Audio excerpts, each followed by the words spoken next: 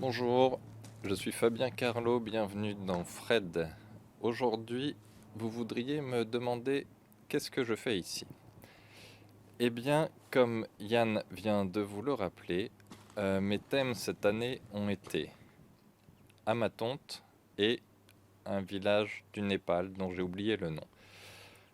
Très vite, il est apparu que le village du Népal, il n'y avait pas grand-chose sur Internet, pas beaucoup de renseignements. J'ai regardé sur Google Earth, il y a- j'avais rien à me mettre sous la dent, vraiment, j'étais pas inspiré. Alors je me suis penché sur Amatonte. Qu'est-ce que Amatonte? C'est une ville de la Bible, qui est citée dans la Bible à plusieurs reprises, et qui se situe en Jordanie.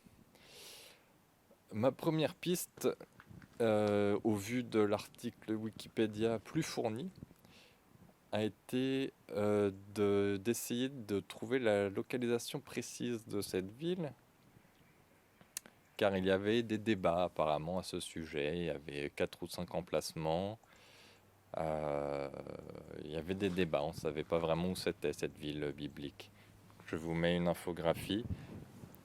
Et au final, il semblerait que y ait quand même un emplacement qui soit beaucoup plus crédible que les autres. Et donc, ça aurait été tranché en 2010 ou je sais plus. Et donc, bon, c'était pas si intéressant que ça. Suite à quoi, je me suis dit, bon, mais alors, qu'est-ce qu'ils en disent de Amatonte dans la Bible? Il y a des extraits qui étaient, qui étaient intéressants. Dans Ésaïe 37:13, le roi d'Assyrie met la pression au roi d'Éthiopie en lui disant: Que sont devenus les rois de Hamath, d'Arpad, de Laïr, de Sepharvaïm, de Héna et d'Iva? Et apparemment, Hamath, c'est une autre façon d'écrire Amatonte. Et donc, voilà, le roi, lequel? Le roi d'Assyrie, il aurait tué tous ces rois là, et dont le roi d'Amatonte. Alors je me disais, bon, balèze, je vais peut-être, je sais pas, je pensais rejouer la scène en jouant plusieurs personnages, en mettant des costumes. Bon, j'étais pas très convaincu.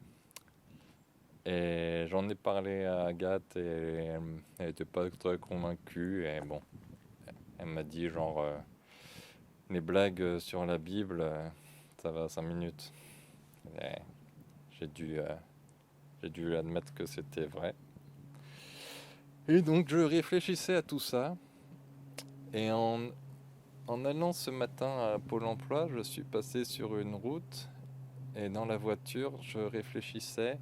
Et je me suis rappelé que sur cette route, il y avait eu le tournage du film Le Salaire de la peur de Clouzot avec Yves Montand.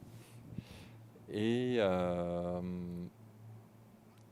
je sais pas, je me suis dit, ben tant qu'à faire une reconstitution, je vais plutôt reconstituer euh, un des plans du Salaire de la peur.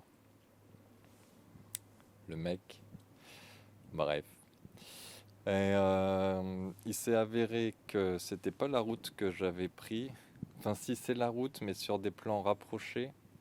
Et pour les plans plus larges, c'est plutôt, vous l'aurez peut-être deviné, sur cette route-ci qu'ils ont tourné.